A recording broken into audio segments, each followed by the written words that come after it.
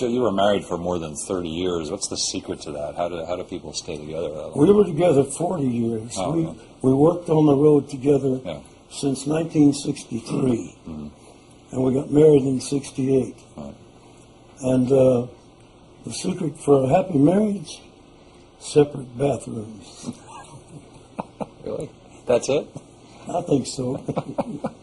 When June passed on, did she have any advice for you? Did she say, keep going, keep making music? Or? Oh, she always said that. Oh, yeah. She was my great encourager. She loved the Hurt video. She loved it. And I'm so glad she lived long enough to see it do what it did and to get the attention that it got. Because she did love the Hurt video.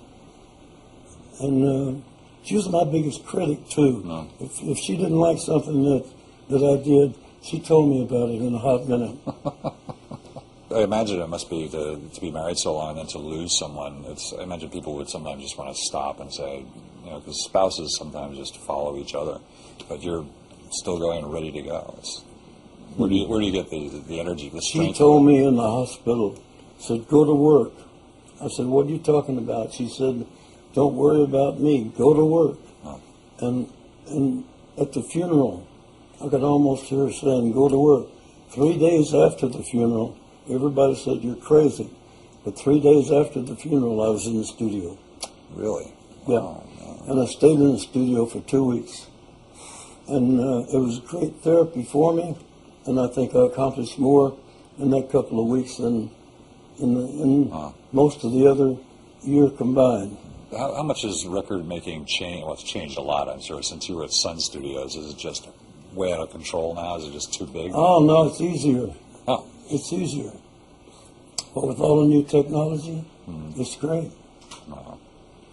But with the Pro Tools and all that.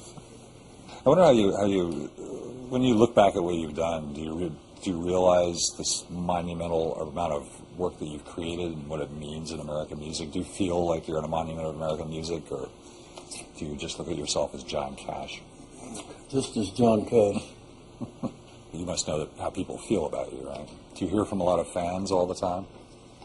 Yeah, quite often. I hear from a lot of fans, yeah. I do. Look, I appreciate all that, all the praise and the glory, but it doesn't change the way I feel about anything, really. I just do what I do and just hope the people enjoy it and just try to be myself in whatever I do. No. We've talked to a lot of younger musicians, like Kid Rock and Bono from U2. You have so many fans among musicians. I mean, do you get to meet them, or do they write to you or call you? Oh, yeah. Yeah, I get to meet them. I talk to Bono quite often, and I've never met Kid Rock yet. I'm looking forward to it. My little world has been kind of limited, lately, since June's death.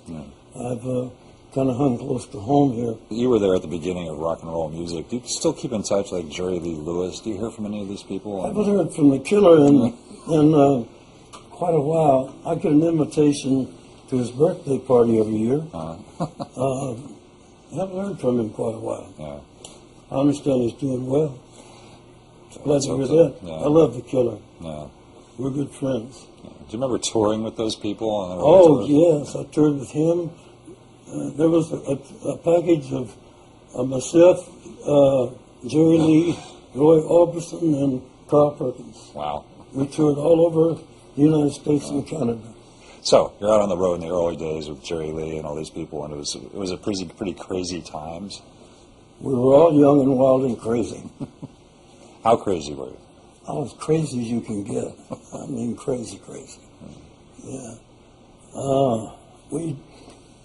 About the time we were doing these tours, we discovered amphetamines, or I did, anyway. And Jerry was, he